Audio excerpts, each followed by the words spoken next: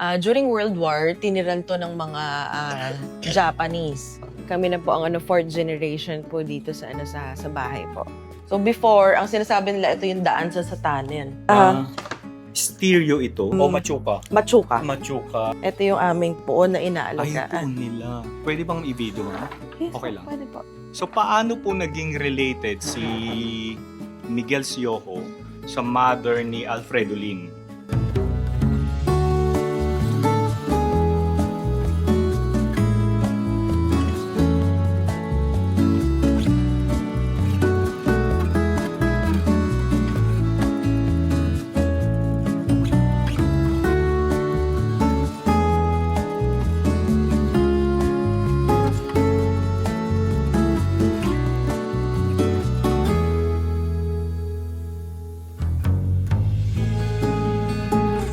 Okay, part 5 video nandito pa rin tayo sa San Miguel, Bulacan.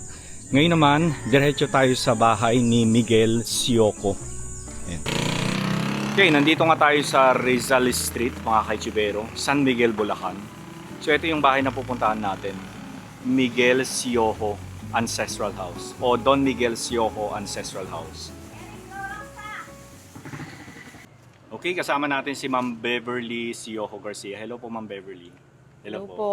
So, Ma'am, pang ilang generation na po kayo ng bahay na ito? Ay, po, kami na po ang fourth generation po dito sa bahay po. Yung exact po niya ay hindi na po matukoy, pero po binabase na lang po namin kasi naging municipal mayor po ko yung great-grandfather ko from 1902. So, syempre kailangan niya ng house. Itinayo na itong na to. So, most probably by that year, may Naitayo na. Naitayo na po itong bahay na to. Nagpupunta po dito ng mga Halika, architectural dito tayo. student. I'm sure inaano nila, ini-study Opo. kung ano yung mga design na yan.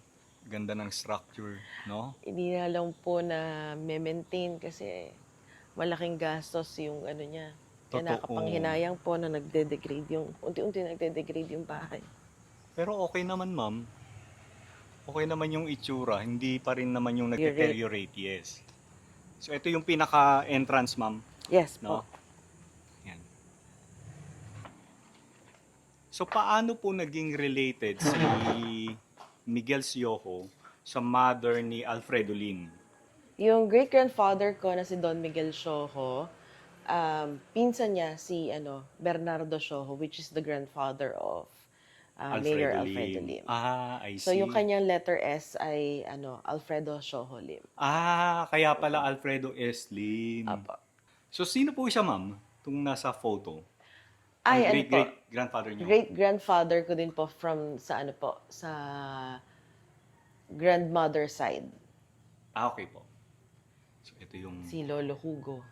Lolo Hugo. Oo. Nandito pa yung mga gamit ng poon eh. Hindi pa na ipapanik. Okay lang po. Halika, pasok tayo. So, everything dito, Ma'am, is, syempre, may mga parts na pinalitan na.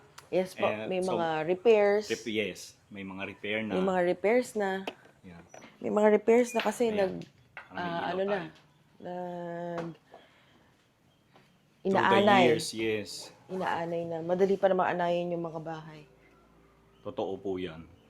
So, yung hagdan nila, antik talaga, no?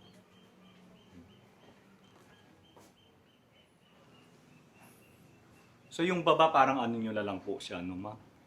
Yung baldosa. Silong talaga, Apo. no? Wala na po kasi mga nakatira. So, yung mga old na gamit, nandun na sa Nasa baba na. Nasa baba na po. Oh, maaliwalas. Hello. Maaliwalas nga ang bahay. Galing ng mga kalyado nila, oh. Detalyado. Very detailed po, Yes. Galing. Iba talaga ang mga heritage houses dito sa San Miguel, eh. Totoo po, lalo na po itong straight na to. Ito po si Don Miguel Siojo. Ito. Ayan, yung ito po si Don Miguel. great-grandfather. Great-grandfather. Don Miguel Siojo. Ayan, municipal mayor from 1902 to 1908. Tapos yung nasa dulo, Ma'am. Yung nasa dulo naman, yung isa sa, yung mga anak niya. Si Imelda Soho, si Remedyo Soho. And then yung isa, yun nasa gitna, ang alam ko siya si ano po, yung lola ko, si Adelaida Soho. Naging third wife Third wife na po ni Miguel Sioho. ni Don Miguel Soho. At may date, April 7, 1921. Siguro Finrin. Tama po ba, ma'am? Ang ganda ng piano nila, Diba? May mga lagayan may pa rin ng mga candelabra. candle. Candelabra, yes. Working pa po ba ito, ma'am? May mga ano pa po, Oo, maganda pa. may mga Ginagamit nyo pa, ma'am? may mga notes na buo pa, pero malaki kasi magagastos pagka Ay, oo, yes. Parang 100,000 mahigit pa nga yata. more Baka than. more than pa. Yung pagbabalang po nito, malaking ano yes. na po. The labor. The Pero ang labor. ganda, no? Karamihan na nakikita nating piano, very ano lang, simple. Pero ito, very intricate. Ang daming design. Siyempre yung ceiling, original pa din. Chandelier. So dito muna tayo, ma'am, sa ano? Ito yung Ito yung comedor, comedor, dining area. dining area. Pagka may mga, pagka may mga meetings daw yung great-grandfather ko, sinasara niya lang to. Sinasara. Ayan, meron siyang Oo. private, may private, siya dito. Room. Room. Oo. Ay, Okay lang, ma'am. Okay lang po. ayan, may private room siya, sinasara yan. Yeah. And working pa ang sliding door. Opo, working pa naman. Nagkaroon lang siya ng kasi para 2 years ago, nagkaroon ng bagyong Ulysses. Kaya nagkaganito. Yes, actually natanggal yung bubong nito, yung half ng bubong ng bahay. As in na strip? Na-strip. Natanggal yung bubong, naiwan yung pinaka-structure niya kasi sa ng structure yakal na yung mga Oo. Kaya sabi ng mga mga karpentero, ma'am, matatanggal yung bubong niyo pero maiiwan lahat ng Nung kasi daw kahoy. yakal daw yung pinaka parang foundation ng Ganun katibay. Ganun katibay. Diba? At least naayos yun na, ma'am, no? Right Opo. after. Naayos siya kaya nagkaroon siya ng mga yun nga lang. Mark Ito nagkaroon na ng mark na ng ng tubig. tubig. Doon ba, ma'am, okay lang ba pumunta doon? Apo. Okay lang. Okay lang po. Ito yung... Pero mabilis lang. Hindi Pero naman natin yan, kailangan. medyo na po. Na-renovate na siya during na-renovate that na. time. Kasi ito yung isa sa mga pinaka na Nasira. damage na po. Okay. Nakakaingit yung may mga ganitong bahay. Mahirap pong i-maintain. Yeah, yun lang. But, Mahirap pong i-maintain yung still, ganitong bahay. nakakaingit pa rin. Nakakalungkot po pag nakikita nyo unti-unting nagde-deteriorate yung bahay tapos wala kang pwedeng... Totoo po. Ganda ng nila, Ito yung aming yung lumang-lumang stereo. Stereo ito. Oo. Ako hindi yata nalinisan. Yes. Sobrang dumi. Nakakatuwa naman ito. Ito yung Mahal na yan, ma'am. Oo. Tsaka ito Sa yung may tingin mo, mga plaka. 100 years na ito. More, Siguro po. Ay, More hindi pa, na, no? hindi na Oo, nalinisan. okay lang. Ganyan, normal po yan. Na ganyan, minsan di na natin talaga nagagalaw. Ayan. Buo pa at saka kumpleto. Opo. Yung mga plaka niya nandun sa Yeah. So, huling napatugtog siguro to siguro 2010. Mga ganun, 2010. Okay. Huling So, napatugtog working pa that time. working pa that time. Yeah. I'm not sure kung buo pa siya ngayon. Okay. Sara na natin. Sobrang dumi. Yan na lang, okay lang po. Pero nakakatuwa, ma'am, kasi kayong mga nagmana, dito pa rin kayo talaga nakatira. Kasi Actually, may ilan kaya- ayaw na eh. Kaya hindi ako makaalis kasi pag umalis ako, wala nang maiiwan dito. Walang magbabantay. Oo, wala nang magbabantay. May Yeah. puon kaming inaalaga. Yes. Huwag ka na umalis, ma'am. Yun. Kaya hindi rin ako makaalis. Oo. Kasi iniisip ko, sino nang mag-aalaga ng puon? Ito yung aming puon na Ay, inaalagaan. po nila. Pwede bang i-video, ma'am? Yes, Okay lang. Pwede po. Ayan. Ito po ang Santo Entierro. Santo Entierro. Yes. Ay, oo. Hindi ka nga pwede kang umalis pero dapat within the day lang. Hindi pwedeng magtagal. Opo, Kasi lalo na nagbabantay si ma'am. Diba? kami na lang po yung isa sa mga gumagamit ng ng apoy sa Ah, ano niya, sa yung pinaka niya, karwahe niya. Iba no. po O, generator, oo nga, generator, kami po yeah. yung inaapoyan pa. So yung Oh, pinaka-traditional pa rin po ang ginagawa namin. Kaya sabi ko as much as possible, gusto ko traditional pa rin yeah. yung namin. Kinip nyo lang Hindi talaga yung kami ano. susunod sa mga nagge-generator. Pero Yeah, medyo matrabaho lang. yeah. Kasi kailangan namin paghandaan yung preparations dahil hindi na birong gumamit ng ngayon. Ng Totoo. apoy, pwedeng magkaroon ng Magkasunog, aksidente, yeah. magkasunog. Yeah. Ayan, ito po ang aming inaalagaang poon. Naalagaan. May mga nag-iiwan ng mga dito, special intentions. Like, Ayan. for example, mga gamit nila or Apo, bulak. ayan. May Ah, mga oo. may mga nag-iiwan po ng, ayan po, may mga Oo nag-iiwan nga. ng mga special intentions. Pero nilalabas nyo ito mahal na araw lang, ma'am, Yes no? po, mahal na araw lang Oo. siya nilalabas. Hindi siya inilalabas sa mga ordinaryong araw. Ganito lang, nandito lang talaga. Opo. Sara na natin.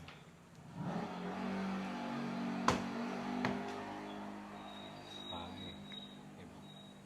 Ma'am, na-curious ako, sino po yung nandito sa larawan? Ito po, Yan. si Imelda Soho po yan. Ah. Yung isa sa nandoon. Isa sa mga anak. Anak po. Yeah. Imelda Sioko. Imelda Soho. Yeah. Hindi nyo na ito pinapaupuan, no? Pinapaupuan pa rin po, pero yun nga, kailangan po ng repairs. Ano pa rin naman po siya, matibay pa Matibay rin. pa din. Diba? Inlay.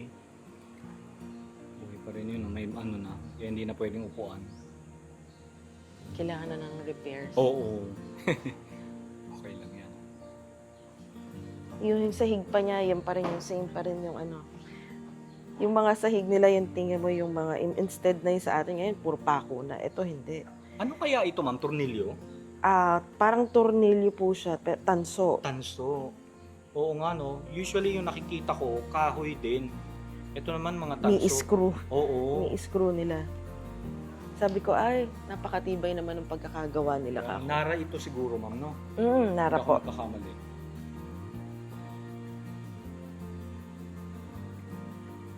Okay.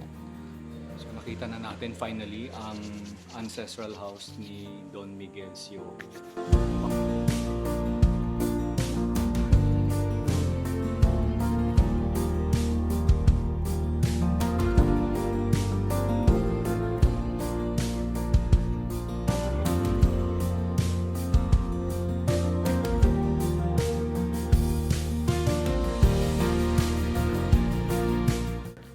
During World War, tiniran to ng mga Japanese.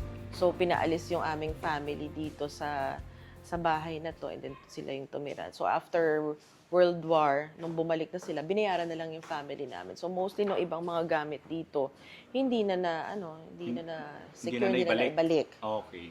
At least, hindi nila sinunog. Di ba usually Yung kapag iba sinusunog. sinasakop yung bahay, sinusunog Sinusunog after? nila. Ang meron naman dito sa bahay na to, meron to sa may baldosa. Meron tong sinasabi na tunnel na nagko-connect sa simbahan at saka sa lumang post office before. Mamaya pagbaba natin makikita nyo yung Pakita mo sa akin, ma'am. yung mga Sige. bintana Sige po. sa ibaba ng bahay. Pero hindi na siya napapasok kasi nga for sure marami ng marami ng Marami mga na kung anong ahas. meron, Oo. kung ano man ang meron At nandun. kung meron mang ginto pang makukuha doon, nakakatakot naman kung Good ano luck kasi na baka sa- mamaya may nagbabantay Oo na. nga. Hindi na siya napapasok. Makikita mo lang siya doon sa baba. Sige, pagdaan pero okay natin. lang na i-record ko. Sige, okay sige lang. po. Only ka na, ma'am. Baba na tayo. Hello. Hello. What's your name? What's your name, anak? Gabby. Hello, Gabby. Nice meeting you. My name is Fern. Kuya Fern. Halika, punta tayo sa pinakababa. At may baston. Ano pa to, ma'am? Lagayan ba ng ano yan? Iniisip ko, bastonero ba yan? Alin po? That one. Yan. Eto, O lagayan ng payong? Payong. Payong. Yan ang lagayan nila ng Saka baston, payong nun. Oo. no? Lagayan ng payong nila nung O mga... baka yan na nga yung bastonero na tinatawag. They also have bastonero. And both side pala. Teka. Eto, yung sa ilalim. Dito sa Paikot area ng na bahay. to. Paikot ng bahay. Meron siyang So before, ang sinasabi nila ito yung daan sa satanin. Mayroon dyan. Siyempre, hindi na kayo pumupunta dyan, Hindi no? na. Kasi baka may... Oo. Kaya nilagyan na namin ng Oo, ganyan kasi may yes. mga lumalabas na ahas. Tsaka may mga bata kayo, ma'am eh. Okay na rin yan na sinara. Diba?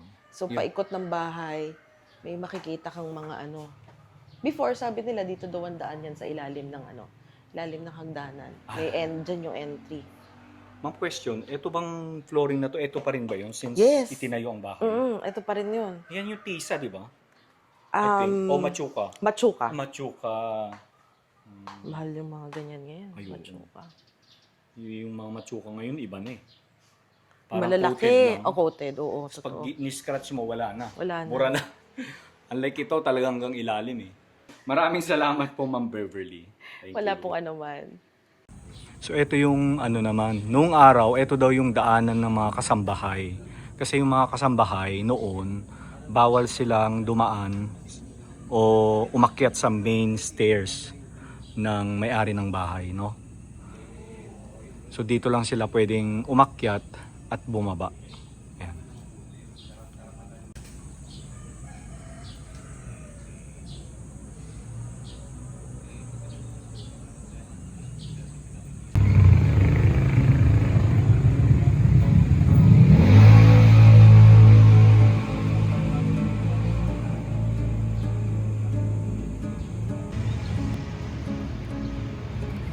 Nandito na tayo sa Pecson Ancestral House. Kasama natin si Sir Jerry. Don Catalino. Saka si Oliver. Okay, ito yung pinakasilong ng bahay.